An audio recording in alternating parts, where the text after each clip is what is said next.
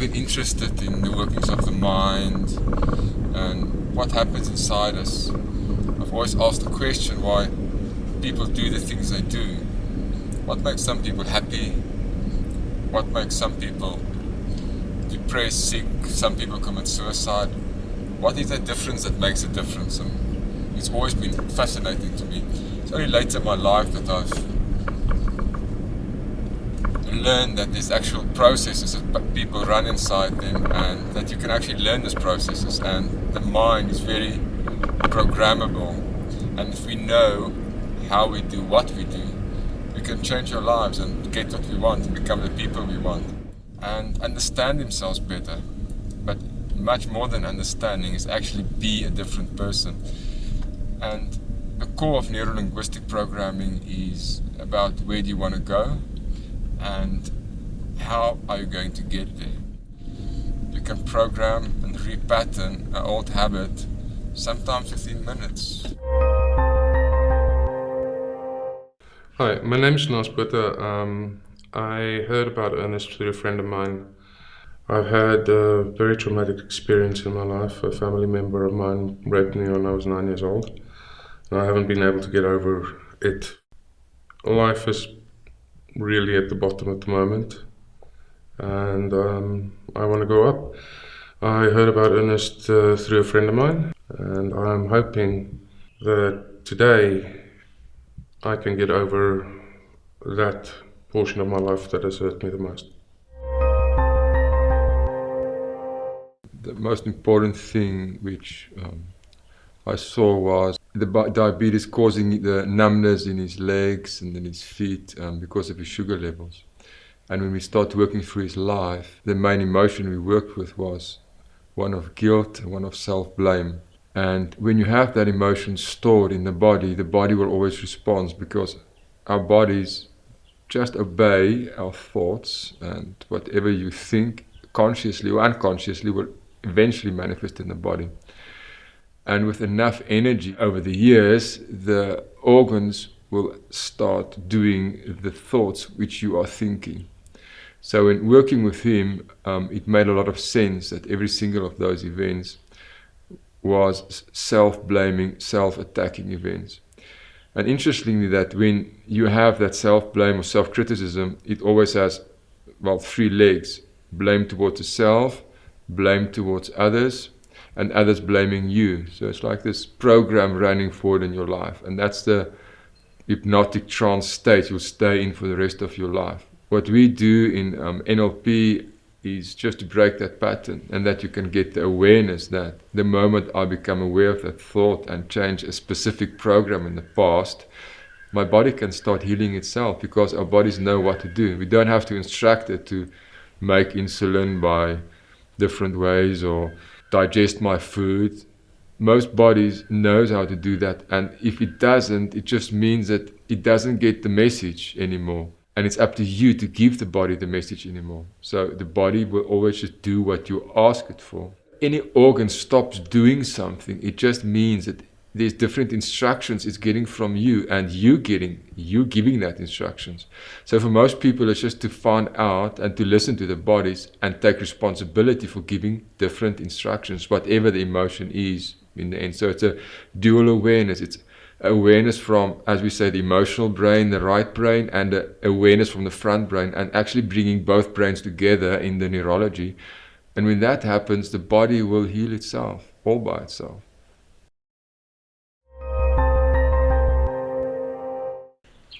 Well, I've just had my session, and I must say, it feels a bit lighter. My entire world feels lighter. Ernest took me through a couple of how shall I put it, regressions to places that I didn't even know hurt. Showed me how to get over those hurdles that I didn't know that I was capable of doing. He's helped me a lot. And it's strange, because a month's worth of sessions in with the psych hasn't helped me this much. People might not want to believe it, but trust me, it worked. It's working. I feel like the world was on my shoulders, and I feel it's gone. It's a strange feeling for the first time in 5 years to be happy. And for me, the process was really fascinating and beyond that, enlightening. That you can actually watch your mind, and as you watch your mind from a distance, because you are so much more than your mind and the brain, you can actually change it to what you want. Hi, I'm Annalise. I've been struggling with allergies for as long as I can remember. I have quite a strong allergic reaction to most pets, particularly cats and dogs. I would really like to be rid of this, since I would love to interact with my pets. I also have quite a strong allergic reaction to cigarette smoke. This has impeded me socially quite a lot. I think it often makes me seem quite unsocial when I distance myself from people due to their habits. So I would really like to be rid of this. I love doing research, and during an internet search on neurolinguistic programming, I came across Dr. Ernest Frost. I was immediately intrigued by his passion for what he does, and therefore I am really fortunate to be working with him today. Welcome here to Annalise. Annalise. I'm going to work with some of your allergies and give you more freedom, how you want to relate with cats and dogs and smoking, people who smoke. So how would it be for you if you have more choice? I think it would be great. I think people would probably perceive me as a friendlier person. Okay. All right. So this is what you want, to have choice whether you want to be with cats or dogs without the allergy reaction and without the tears in the eyes and the throat and all the things in the chest. This is what you want. Any form of allergy just means there's a phobia of the immune system. That's where the body uses a system in the body, like the immune system, to get you away from the positive threat. All allergies usually come from some place where you didn't have control, or where there's over politeness, where you couldn't say what you wanted to say, like someone doesn't want to be with people who they don't like the people to visit every weekend, and they have cats. This person might develop an allergy if he's not able to say that he doesn't want to be there. 90% plus of these cases is where something has happened in the past and the unconscious mind has made the link between the actual substance and the emotion which is felt. But it's a miscommunication. Like somebody might eat nuts, and while he is eating nuts, there might be an accident in the street, and then allergy is immediately triggered into the immune system. So the message which the unconscious mind interprets is, if you eat nuts, there will be accidents in the street and people will get killed. So staying away from nuts, or from smoking, or from cat hair or dog hair, will in some way be good for you and protect you. So it's always a positive intention to help you survive and take you away from any fear. And by just reinterpreting this original old unconscious message, the allergy can disappear with a very simple process, with reinterpreting some event in the past, and then just dissociation anchors, and a future resource anchor, and all of that will cancel out the old allergy and the person can be free again. It's a very simple process and can mostly done within an hour, and most allergies, about 90% of allergies, can be cured in this way. We're just done with the session. It was quite insightful and unsettling, but relaxing at the same time. It's a strange experience. I'm currently sitting next to someone smoking, trying to use the tools that Ernest taught me, and so far, so good. Through the work I do, I've realized that we run patterns in our minds, which is most often just a repetition of old events which was programmed into us, often in childhood, and we keep repeating these events. The emotion you would have felt at that time, you'll just repeat for the rest of your life. quite a long time to realize these patterns, find it, and change it. Sometimes it's obvious, and sometimes with a little bit of help, you can see it and then begin to change it, and then the responsibility becomes yours. I'm here today for a very specific reason. I've been through a very bad situation where I found a robber in my house late at night on a Sunday. It was a very traumatic experience for me. I really didn't expect to have such an ordeal in an hour's time and still be here today. Everything was quiet and everything was normal. And I heard that terrible, terrible noise and I thought it was my water machine. So I got up, and as I went into the next room, I saw this figure. And the next moment that person was just right onto me, and I was coming right at me, and he was like, "Shut up!" And he was trying to tell me that I'm in his way by his body language, and he was like putting his hand under my face and putting his hand on my throat, and we had a hell of a struggle, and he told me to shut up, he's going to kill me. It took me through the different rooms, and I had to tell him where everything is. He wanted money, and I couldn't give him money because I didn't know where to find money, and I was telling him I'm just staying there for the night, I'm just looking after the house, I don't know where to find the money. He sort of believed me, and I tried to stay calm. But in the first encounter,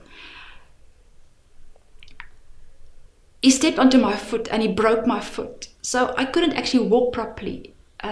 So I was hanging on to him, and he was dragging me, and he was putting me into a cupboard, and I had to negotiate with him to see if it's still possible to come out of the situation. And we went into the main bedroom, and he locked the room. And at that point, I knew it was going to be a choice. I'm going to die that night. I'm going to be raped, or I've got to get out of there.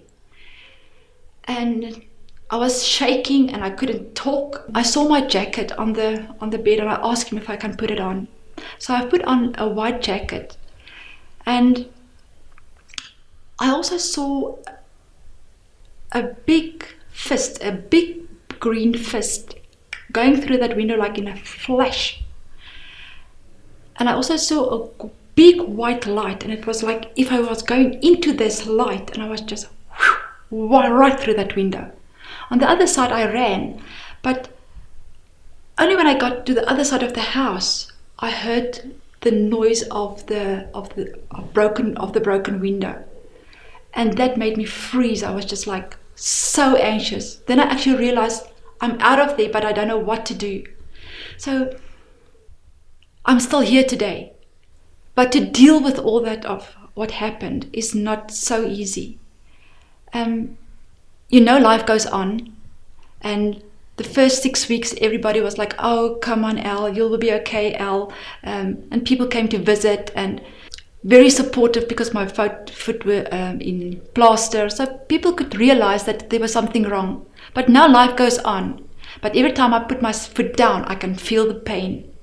Every time I see certain things, it reminds me of it, and I have got cold sweat, or I can feel very anxious, especially if people come close to me quickly. But I do believe that it's important to go back, make sure that all the missing links are dealt with, and speak up and come out with it, and try to understand that was just a situation. It's not your life, and it can be changed. I think it's important to know where I found this solution. I've got a very special friend. She invited me to come to the boutique, and there I've met an angel who told me she knows about a person that can help me. But Ernest is a person that can deal with neurolinguistic programming, and I think he's just the person that I would love to meet. and to know more what he can do so that I can help others as well.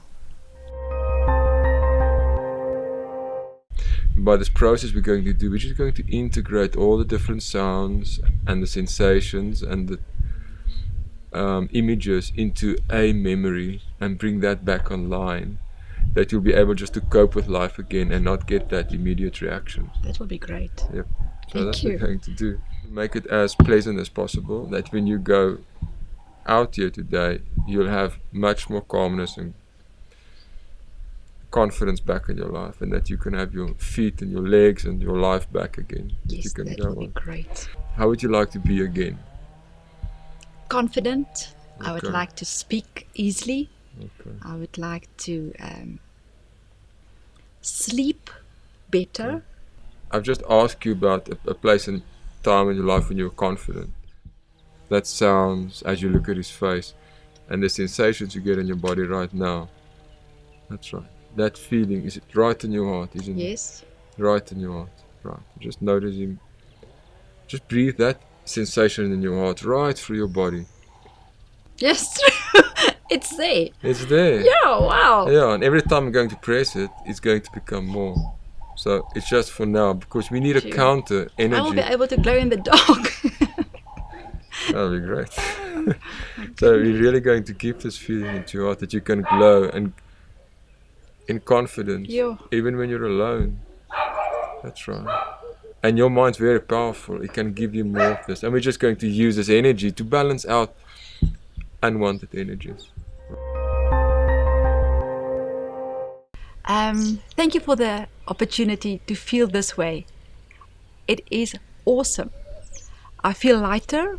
I feel I can relate to what happened in a distance. There's, if I must be honest, to really just think about it now, it's so vague that I cannot call it up in a second. I really have to think about it. But I'm not going to spend time to think about it. I want to go on. So I am very happy. Doing a process like this where there's trauma involved, and especially recent trauma, on the neurological level, the brain needs integration.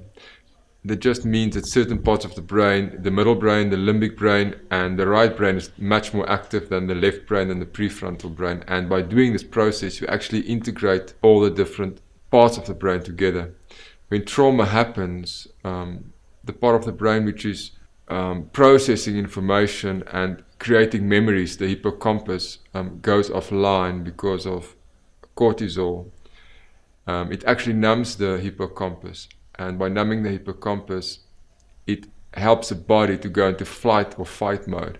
So no memories are created, and it's just like loose floating images and sounds and sensations.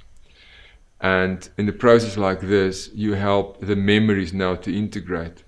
When we sleep at night with rapid eye movement sleep between 1, 2 in the morning and 3, 4 in the morning, REM sleep just means its memories being integrated. And with trauma like this, a person doesn't integrate memories, and it can stay there for the rest of their lives if for some reason it's too big to integrate. And we use this process by using the eyes and eye movements, which is very much a big process of NLP, just to help the hippocampus to come online and integrate those memories, and the person can have like integrated memories without sounds and feelings, and where things happen in the now, maybe a shadow or someone just touching them, without that immediate shock into the bodies.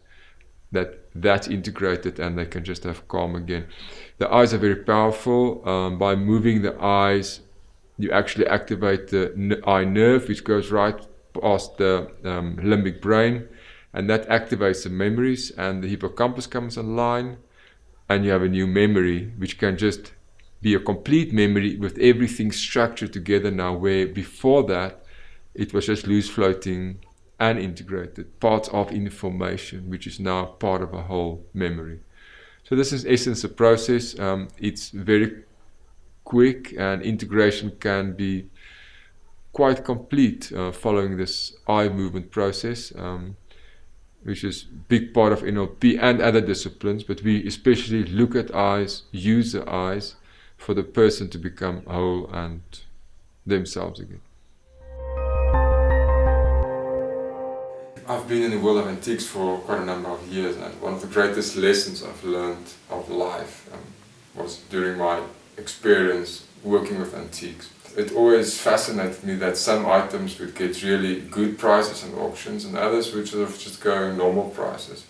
And when I started in the world of antiques, I set my goal as when I got an item and bought it somewhere from a farm or from another auction to clean it and really make it as new as possible and to preserve it to its former glory in the way I thought is the best way to help this antique item that it can shine again and get its old glory back. So the process I would do is to strip it down. If there were marks, I would try to get all the marks out and really put a new layer of gloss in it. And I was very proud of these items which I really restored. And I would take this item to an auction and then very disappointed getting like half the price or a third of the price which I expected. And a similar item, very similar to mine, would get 4, 5, 6 times the price. And of course, I would always blame the auctioneer or suspect something in the background going on. And this went on for quite a time. And of course, I didn't know what was going on and was too shy to ask, but one day I couldn't take it anymore. I had a table which was really beautifully restored. Took it to auction, really proud of my item. It's restored, cleaned out, it was shining. I felt so proud of it. And again it went like for a third of the price. And there was an old man there, the other antique dealer, and I asked him, took all my courage, walked up to him and asked him, tell me, what's happening here? What's the secret? And he said to me, come, I'll show you. And I walked with him and he said to me, I must close my eyes. And I closed my eyes and I said to him, I want you to feel. He took my hand and he sort of rubbed it over the surface of his table and he said to me, what do you feel? And I said, it's like rough and there's a few marks. And he said to me, that's right. And he said to me, I really want you to see and I want you to look right through and right inside where it really matters. And sort of that word stuck with me. Look right inside where it really matters. And I said to him, yes, it's like the glass is not only on the outside, it seems like there's a space where the table or the cupboard and the air sort of melts together. It's not like clear. And I said to him, that's quite a different type of shine. It's not as shiny as my item. I said to him, yes, because it comes from the inside. And I said to him, what do you mean? He said to me, this marks and everything, and this shine is what we call in the antique world patina. It just means that everything of this item, whichever happened to this item, is still part of it. We never want to take anything away.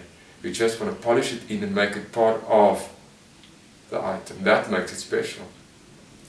And it struck a very deep chord with me, and it was only many years later when I work with people that I really start living this, and I always remember this old man's story. We don't want to take anything away. Nothing which has happened to you should be sanded out or glossed over. Life is really about you shining from the inside, and it's about everything you've experienced, all the good, all the bad, all the nice, all the not nice, to actually polish it in and integrate it in you, and that's all part of you. And when that happens, you get a special shine from the inside. A silent shine where borders disappear, and that's your patina. And every person, for that's very unique. Every person has a unique patina. And this is a beautiful lesson I've learned, and I take this lesson with me when I work with people. We don't take anything away, delete anything, we just polish it in. Ria, we've done a process with you and it changed something in your life completely, before and after. Would you tell us from your view what changed for you after we did the process, how it was and what's happening for you now?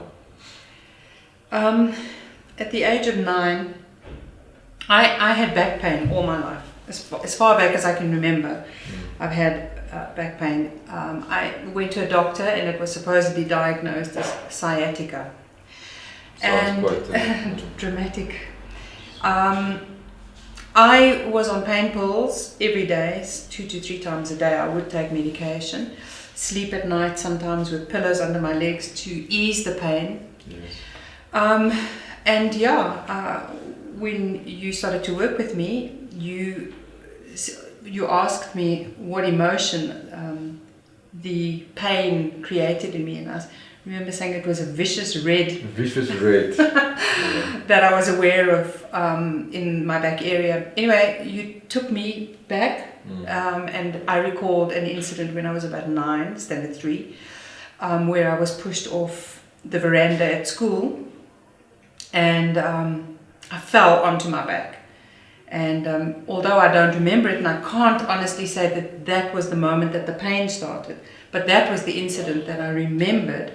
And as I say, my back pain actually had become so bad that I thought that I would end up as an older person in a wheelchair.